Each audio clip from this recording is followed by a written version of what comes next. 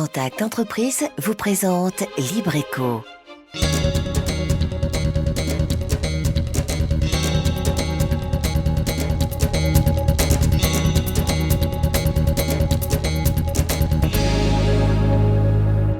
Salut à tous, on se retrouve comme chaque mercredi pour découvrir une entreprise de Lille, aller à la rencontre de ceux et celles qui la font vivre.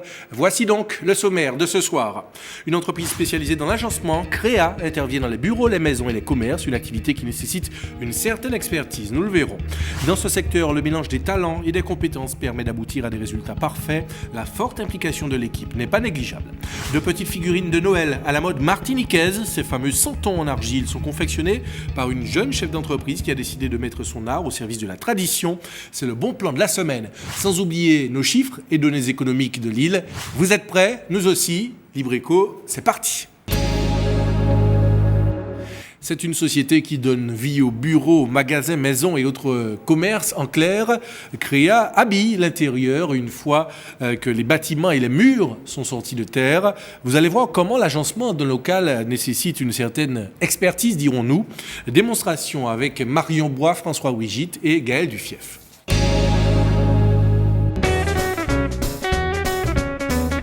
Le point commun entre ces 4 boutiques, leur agencement fait par l'entreprise Créa. La société réalise le second œuvre, c'est-à-dire l'habillage pour les bureaux, les cabinets médicaux ou les magasins. Ici, par exemple, les montres sont à l'honneur. Le point de vue, c'était d'arriver à mettre en valeur un produit. Comme vous le voyez, ce sont des montres. Donc il fallait concevoir un espace, des luminaires et du mobilier qui soit vraiment spécifiquement fait pour des montres. Créa gère l'agencement et ce, de la conception au suivi de chantier. Là, ils veulent faire une extension sur le local d'à côté. On va en profiter pour créer dans ce secteur-là un secteur nettoyage où ils pourront mettre le lave-vaisselle pour tous les instruments et du stockage. Solange Abel intervient en tant qu'économiste du bâtiment. Elle budgétise les projets. Le coût du mètre carré peut passer du simple au triple en fonction des matériaux choisis et des agencements. L'entreprise doit être au plus près des attentes du client.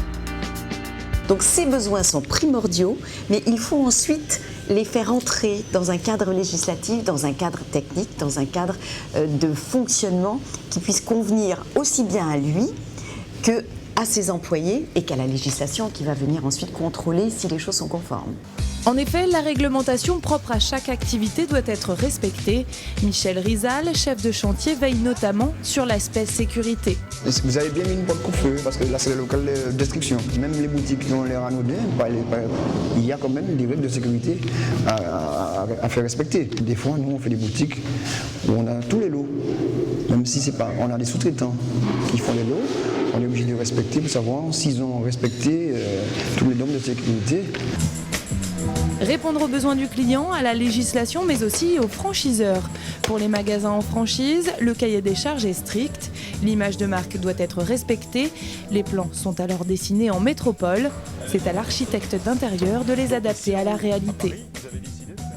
Avec des gens qui sont loin, qui s'imaginent qu'on peut tout faire comme ça rapidement, mettre un lavabo à tel endroit, sur un plan c'est facile, quand il faut penser qu'il y a tous les raccordements à brancher à quelque part, c'est beaucoup plus difficile. Toute la difficulté est alors de faire le lien entre le client et le franchiseur.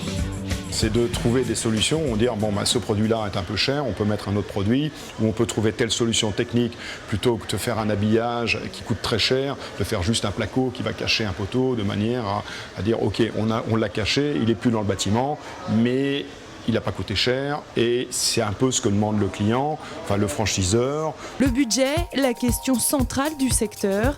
Avec la crise, le contexte s'est détérioré. Chez Créa comme ailleurs, le marché s'est transformé. Dans notre secteur, il y a des entreprises qu'on ne voyait pas avant, des gens qui étaient plus importants que nos structures et qui, n'ayant rien, viennent sur nos marchés. On voit aussi de plus petites entreprises qui aujourd'hui s'installent sur notre secteur d'activité. Chez Créa, c'est en 2010 que la crise s'est le plus ressentie. Une baisse du chiffre d'affaires de 1,9 million à 1,2 million d'euros. Aujourd'hui, les projets reprennent doucement, encore freinés par la frilosité des banques. On a vraiment peu de projets qui sortent parce que les banques ne souhaitent pas prêter, parce que quelque part ils veulent être sûrs de leur retour sur investissement. Et il est vrai qu'à l'heure actuelle, on a un flou sur les prochaines années.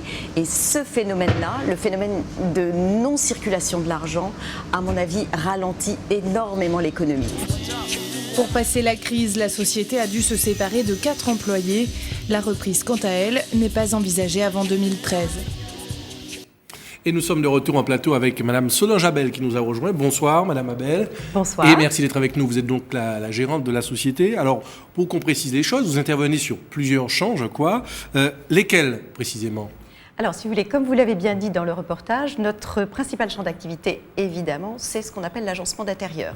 Donc, l'agencement d'intérieur, c'est une notion qui est relativement large. On n'est pas sur de la décoration, là. Non, on n'est pas sur de la décoration. On finit toujours sur la décoration parce qu'il est impératif. À l'heure actuelle, on ne peut pas envisager un agencement d'intérieur avec l'évolution des mentalités, etc., sans qu'il y ait un minimum de décor, de décoration sur la fin du projet. Donc, nous travaillons, effectivement, comme vous l'avez bien dit, une fois que le bâtiment est terminé, on va venir réaliser à l'intérieur de cette coque, béton, métal, etc., tous les agencements qui vont servir soit à une activité économique, soit à un logement, puisqu'on va aussi travailler en maison individuelle, en appartement, mais là plutôt sous le coup de la rénovation, énormément en boutique, en cabinets médicaux, en cabinets dentaires, puisque là, même chose, il y a beaucoup de technicité, d'éléments à mettre en place, donc ça c'est un peu notre rôle. Alors, c'est une enseigne qui existe depuis 1994, je crois, mais l'entreprise a été rachetée en 2004. Quels ont été les grands changements, s'il y en a eu ?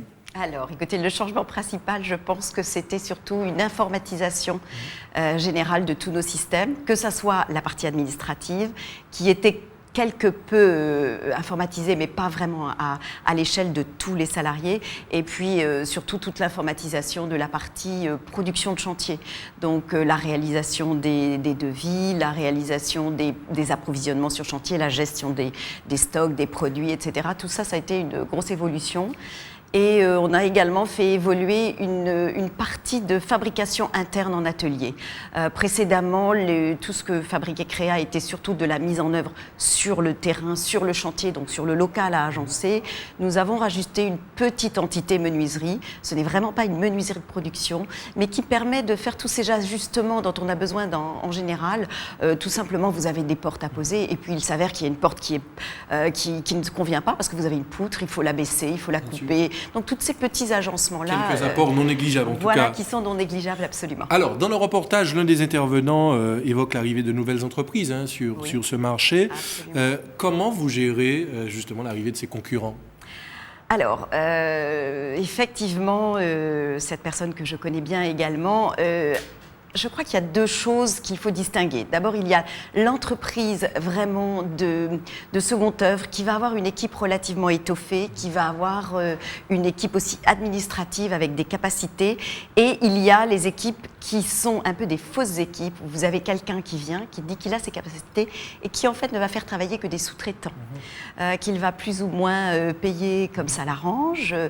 Alors, la personne qui crée cette entreprise a peut-être des capacités, mais je suis désolée, elle n'a pas l'équipe derrière pour réellement faire fonctionner et pour répondre d'ailleurs très vite à un client.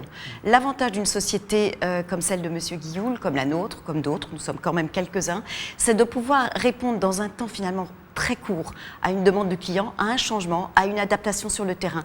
Il faut bien savoir que quand on réalise un projet, il est évident qu'on a un support, ce que j'appellerais un support papier, donc un dossier qui nous a été transmis par un architecte ou par le client qui a déjà fait ses pré-croquis, par une franchise, comme c'était dit dans le reportage.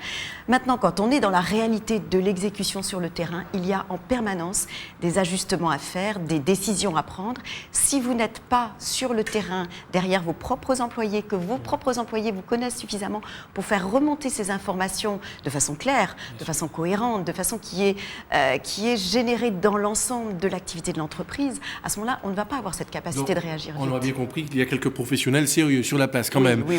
Comment le secteur est lié à l'activité du BTP ? Alors, tout simplement pour une simple et bonne raison, c'est que pour fabriquer quelque chose à l'intérieur d'un bâtiment, il faut bien évidemment que le bâtiment soit fait. Alors, avec une petite chance pour le second œuvre, enfin, on va dire une petite niche supplémentaire, qui est celle de la rénovation. Puisque bien évidemment, quand vous êtes en rénovation, Le principe est en général que vous avez déjà ce bâtiment externe, mais vous devez refaire toute cette partie intérieure. Donc il est vrai qu'en plus, depuis ces éléments de crise, depuis le ralentissement de la partie gros œuvre du BTP, on a une émergence des dossiers en rénovation. Et ce qui est assez intéressant, c'est de voir que les clients eux-mêmes, il y a encore 5-6 ans, il y avait cette mentalité de dire qu'il n'y a que le neuf qui est bien, qui va correspondre à ce que je veux. Et cette mentalité évolue. Je pense que les clients, pour des questions économiques, pour des questions aussi de terrain en Martinique, de superficie exploitable, etc., les gens se dirigent maintenant vers la rénovation et essayent justement de trouver des professionnels qui sachent prendre le produit qu'ils ont où ils sont déjà installés ou bien qu'ils souhaitent acquérir et d'essayer de le remodeler pour d'abord qu'il corresponde aux nouveaux critères et de législation et de réglementation et de esthétique aussi, puisqu'on n'a plus la même... Un bureau qu'on fait maintenant n'a quasiment plus rien à voir avec des bureaux qui pouvaient être faits il y a 20 ans, qui étaient spécifiquement techniques. On mettait les gens devant leur bureau et ils n'avaient qu'à travailler. Maintenant, on essaye de privilégier l'environnement. Surtout qu'on passe de plus en plus de temps au bureau. Exactement. Madame Abel, alors, donc, dans le reportage, on vous a vu expliquer que ce fameux ralentissement de l'économie était peut-être lié à certains freins posés par les banques. Est-ce que vous êtes comme d'autres à dire que la relance est un petit peu plus lente que prévu? Je pense, parce qu'on a un gros problème qui est général, mais qui est encore plus crucial, je pense, en Martinique, où de toute façon, on est sur un territoire qui est bridé. On n'a pas le choix, on a un département, même si on parle de transférer notre économie sur d'autres départements, il est évident que le bâtiment, il est d'abord proche du terrain, au sens propre et au sens figuré. Ce qui se passe à l'heure actuelle, c'est que le bâtiment, quel qu'il soit, ne fonctionne personne ne finance de fonds propres une installation, qu'elle soit neuve, qu'elle soit en rénovation. On a toujours besoin derrière du soutien des financiers, que ces financiers soient des investisseurs, des banques, des privés qui ont reçu des prêts ou effectivement nos communautés le nerf de la guerre, quoi. Conseil régional, conseil général. Le problème, c'est qu'à l'heure actuelle, les banques, du fait d'une crise qui est mondiale, ils l'ont ramenée en Martinique, mais de façon, je trouve... trop forte quelque part, parce que l'argent, il est quand même toujours là en Martinique. Le tout, c'est de le faire circuler. Les gens n'ont pas perdu leur salaire. Il y a peut-être un peu plus de chômage, mais finalement, les gens encaissent toujours leur salaire ou leurs affaires. Donc, l'argent, il est là, mais j'ai la sensation qu'il ne circule plus. Les banques qui l'ont dans leur coffre demandent de telles garanties pour mettre des choses en place que, résultat, cet argent ne circule pas. Il met très longtemps. Si vous voulez, un projet qui avant, entre le moment où on voyait le client, où on chiffrait, où on savait qu'il allait voir sa banque et où il pouvait nous rappeler en disant « c'est bon, mon crédit est accordé, mes prêts sont débloqués, on peut démarrer », on avait grosso modo 3 mois pour des projets moyens. Je dirais maximum 4-5 mois. À l'heure actuelle, on est sur des délais, au mieux, quand tout va bien, de 5 mois, voire 6. Ça peut aller jusqu'à presque 1 an. Ça peut aller jusqu'à presque 1 an. Ce n'est pas normal. Parce que pendant ce temps... Ce n'est pas le cas de toutes les banques, évidemment. Non, mais il y a une grosse difficulté. C'est normal, ils cherchent à se garantir. Qu'est-ce que vous voulez dire qu'il faudrait presque s'autofinancer? C'est ce que vous êtes en train de dire? C'est malheureusement difficile et compliqué, mais si vous voulez, à petite échelle, c'est ce qui se passe. Par exemple, avec nos fournisseurs, avant, on avait des délais de paiement. Délai de paiement veut dire quelque part une application financière, parce que si votre fournisseur peut vous donner des délais de paiement, c'est parce qu'il a lui-même des facilités bancaires et choses comme ça. Ce qui se passe depuis 1 an, on remarque qu'on n'a plus ces délais de paiement, mais pourquoi? Parce que notre fournisseur lui-même ne les a pas et nous demande donc de régler les produits avant même de les mettre en œuvre. Alors, ce qui veut dire, d'un côté, heureusement, parce que nos fournisseurs nous ont soutenus de cette façon. Ils ont privilégié le fait de ne pas augmenter leur prix en baissant finalement sur les facilités financières. C'est très bien. Mais quelque part, on a une aide qui est interne. Une espèce de solidarité qui a permis de passer la crise. Plutôt une solidarité de l'ensemble du secteur plutôt que compter sur l'appui des banques. Alors, c'est dommage. En tout cas, dans votre secteur d'activité, le mélange des talents et des compétences permet d'aboutir à des résultats parfaits. Mais s'il n'y a pas la motivation à la base, eh bien, cela s'avère plus compliqué, d'où la forte implication de l'équipe. Regardez. Depuis 10 ans, Daniel Aden-Jean-Pierre travaille pour Créa. Question travaux d'agencement, rien ne lui résiste. Ouais, c'est bon. Ok. Là, on peut mettre l'école maintenant. Faux plafond, carrelage, peinture, menuiserie, ce chef d'équipe sait tout faire. Attention mesdames, Daniel est un bon parti. De toute façon, si on sait faire beaucoup de choses à l'entreprise, chez soi c'est pareil. Ben, chez moi, je fais la vaisselle, je fais tout ce qu'il y a à faire. Merci. Le mari parfait. Le mari parfait, voilà. Si Daniel est un mari parfait, Valérie c'est plutôt Wonder Woman. Elle est au four et au moulin. Je cherche à savoir si vous auriez du Placo BA13 et quelle quantité que vous auriez en stock, s'il vous plaît. Commande auprès des fournisseurs, accueil, suivi des dossiers. D'année en année, Valérie Bredas a pris du galon. Je suis beaucoup plus à l'aise dans mon poste. Donc, d'ailleurs, on me donne la responsabilité de certains dossiers. Et donc, mais ça me permet encore d'acquérir et de me perfectionner encore plus. Côté ouvrier, certains sont sur le terrain, d'autres à l'atelier. Chaque meuble est fait sur mesure, un vrai casse-tête. Voilà, tu vas l'enfoncer plus pour le mastiquer parce que comme lorsque ça va devenir être debout comme ça, c'est ce côté-là que je vais enlever. Un jus de casse-tête, bon, il faut savoir comment assembler les pièces, par quelles pièces il faut commencer à stratifier ou à assembler. Là, c'est un jeu vraiment, il faut vraiment avoir la tête sur les épaules, comme on dit. Tu mets une ici et une là, parce que le tuyau viendra ici. Lui, comme il est vraiment là-dedans, il a des solutions. Et après, bon, on essaye sa solution, ça n'arrive pas, celui-là revient, on met toutes les solutions qu'à un moment on arrive à trouver, en mélangeant le beurre, les œufs, le sucre, on arrive à faire le gâteau. Ah ouais, c'est ça. Ici, le travail d'équipe, ça connaît. Beaucoup sont là par vocation et même plus. Pour Gaël Pivert, c'est une destinée qui vient du nom de famille. J'ai toujours aimé le bois, c'est pour ça. En plus, ma couleur préférée, c'est le vert. Alors, pour vous dire, il y a vraiment un lien sur le seul nom, il y a déjà un lien, le bois et la couleur. Vous étiez fait pour ça alors? Ben, je pense que oui. Hein. Jésus était menuisier, c'est ça? Comme quoi on ne vient pas travailler chez Créa par hasard. Ici, beaucoup de salariés ont une dizaine d'années d'ancienneté. Alors, visiblement, une très forte, très grande fidélité de la part de vos collaborateurs. Quelle politique de ressources humaines permet d'y aboutir? Alors, effectivement, on a, comme toutes les entreprises, on a vu passer beaucoup de salariés, mais en fait, on a ceux qui sont... Alors, les compétences techniques, c'est quelque chose d'important, mais il y a aussi cette capacité à se fondre dans une équipe qui est extrêmement importante. Parce que quand vous avez, comme dans notre cas, 14 personnes sur le terrain, s'il commence à y avoir des inimitiés entre eux, alors que c'est un travail où on est obligé, on ne peut pas travailler en solitaire. Je veux dire, on a toujours besoin de quelqu'un qui vous aide, qui tient, qui maintient, vous êtes deux à visser, etc. Donc si on n'a pas d'entente de l'ensemble de l'équipe, c'est infaisable, c'est incontrôlable. Donc nous, notre politique, effectivement, ça a été au fur et à mesure des recrutements. C'est pour ça que vous avez des gens qui sont là depuis plus de 10 ans, parce que effectivement, on a eu un recrutement sur le long terme.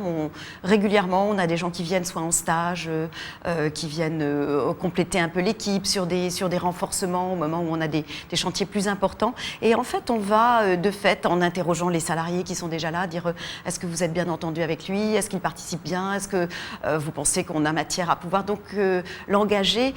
En général, je veux dire, engager une nouvelle personne est rarement une décision unilatérale du chef d'entreprise. Et dans notre société, c'est souvent un échange avec les salariés pour aboutir à savoir si on peut garder cette personne avec nous. Mais dans un contexte de crise comme celui que l'on connaît, est-ce que vous parvenez à maintenir cette mobilisation de chaque instant et de la part de tous? C'est forcément un petit peu difficile. Parce que je suppose qu'il y a des retards de paiement de la part de vos clients, etc. Voilà. C'est un peu difficile. Heureusement, ils ont quand même notre confiance. Il y a des moments où, évidemment, les morales est plus bas, mais on arrive malgré tout. Disons que notre priorité, c'est de payer les salaires en temps, avec un petit peu de retard quelquefois, mais on essaye vraiment de garder cette capacité. On essaye de garder la cohésion de l'équipe, que chacun s'entende, d'être à l'écoute aussi de chacun. Ils le savent, ma porte est toujours ouverte, je n'ai pas besoin que le délégué du personnel soit là, ou etc. Ils peuvent venir me voir à tout moment. On essaye d'être aussi un peu donnant-donnant. On sait très bien qu'il y a des vies personnelles, on essaye de pouvoir arranger également tout ça. C'est sûr qu'on n'a pas pu faire d'augmentation de salaire, ça c'est une Parce qu'il y a une évidence. réalité économique aussi, il y a les retards de paiement, etc. Voilà, Vous absolument. constatez plus de retards de paiement d'ailleurs de la part de vos clients qu'avant Je pense que c'est pas tant les retards de paiement qui sont toujours les mêmes, mais le fractionnement des paiements, un morcellement. Il y a quelques années, un client qui nous disait, écoutez, je ne peux vous payer que 50% de la facture. On lui disait, bah non, écoutez, attendez 2 semaines, vous pourrez nous payer à l'heure actuelle 50%, Même on prend 20%, vous prenez, en 30%, tout cas. 20%, on prend, absolument. Alors, vous restez avec nous, Madame Abel. On va vous retrouver dans un petit moment, juste avant notre chiffre de la semaine, 22%. Bien, c'est le pourcentage de surface de terres agricoles perdues en Martinique en 10 ans. Détails et analyse. L'agriculture perd du terrain en Martinique. Peu à peu, la SAU ou surface agricole utile se réduit. Le recensement de la direction de l'alimentation, de l'agriculture et de la forêt de 2010 est sans appel. En 10 ans, l'agriculture a perdu 22% de terres en Martinique. Elle passe de 32 000 hectares à 25 000, soit une perte moyenne de 700 hectares par an. Comme partout, ce sont les petites structures qui sont sur la sellette. En 10 ans, près de 60% des exploitations ont cessé. Et sur 10 qui disparaissent, 9 sont de petite taille. Le modèle de la structure familiale alliant polyculture et élevage peine à perdurer. Résultat, la taille moyenne des exploitations grandit. Elle a quasiment doublé en 10 ans, passant de 4 hectares en 2000 à 7,6 hectares l'an dernier. Ces chiffres sont la conséquence de la pression urbaine qui gagne du terrain sur l'agriculture. Une transition qui devra se faire en douceur pour limiter l'impact sur l'emploi. En 10 ans déjà, les exploitations utilisent un tiers de main-d'œuvre en moins. Tout à fait autre chose à présent avec le bon plan de la semaine à la veille du mois de décembre. Parlons des préparatifs pour les fêtes de Noël. 15 ans déjà que Jacqueline Ostan, potière céramiste, a adopté la crèche traditionnelle. Elle a adapté plutôt un chapeau bakwa, du madras, un koutla. Eh bien, tous ces personnages ont une petite touche locale, comme ont pu le constater Peggy Pinel-Ferréol, François Brigitte et Gaël Dufief.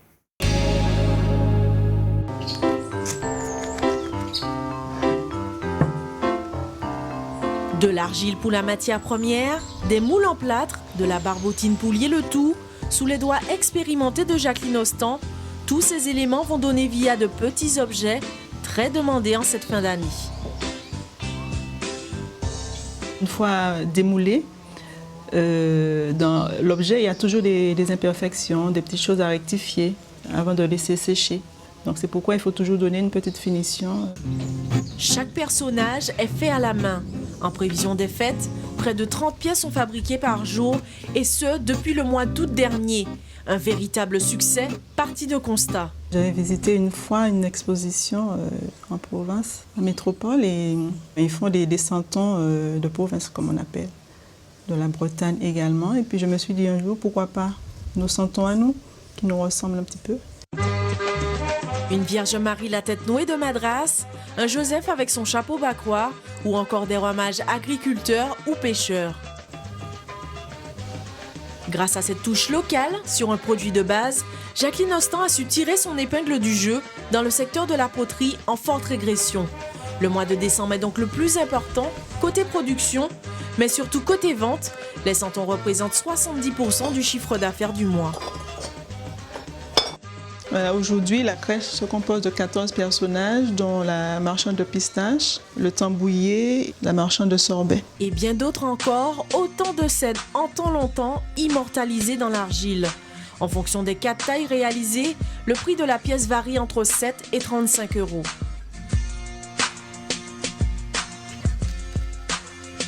Salut Zébé. Hey, bonjour Jacqueline, ça va? J'ai ramené d'autres pièces, ça va? Les santons? Ouais. Je trouve que c'est magnifique. Depuis 6 ans, les personnages de crèche fabriqués par Jacqueline Ostan sont visibles dans cet atelier de la poterie des Toisilets.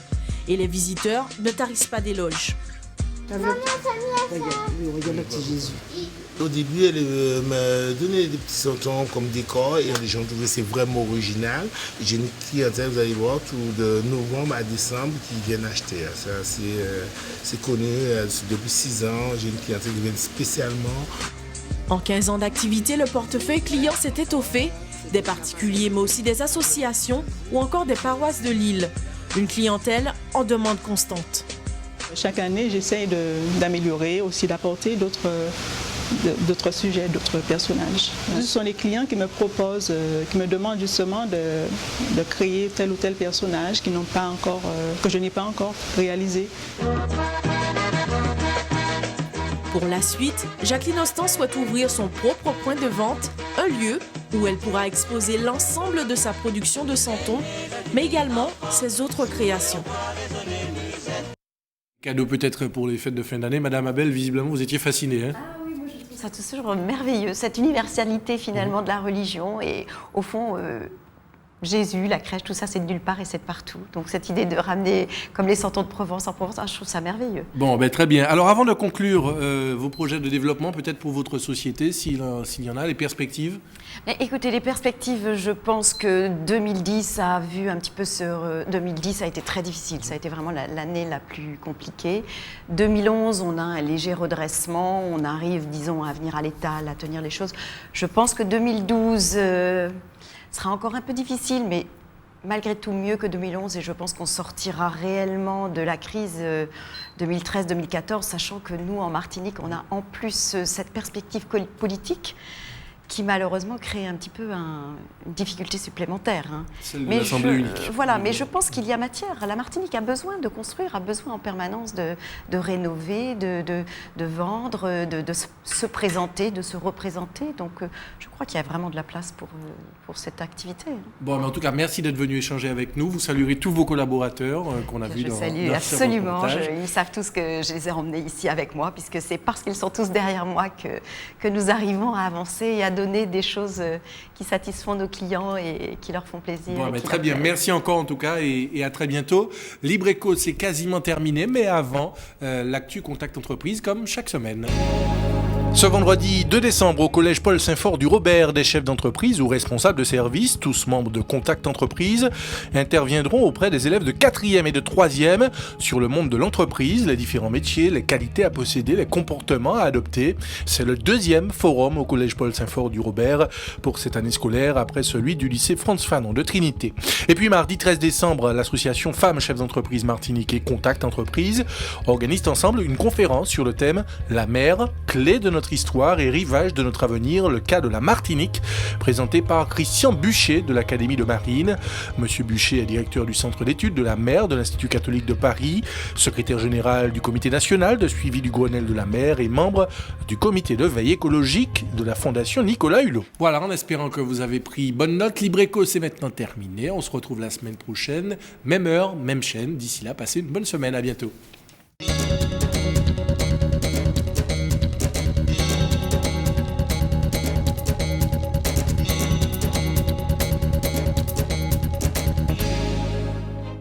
Contact Entreprise vous a présenté Libreco.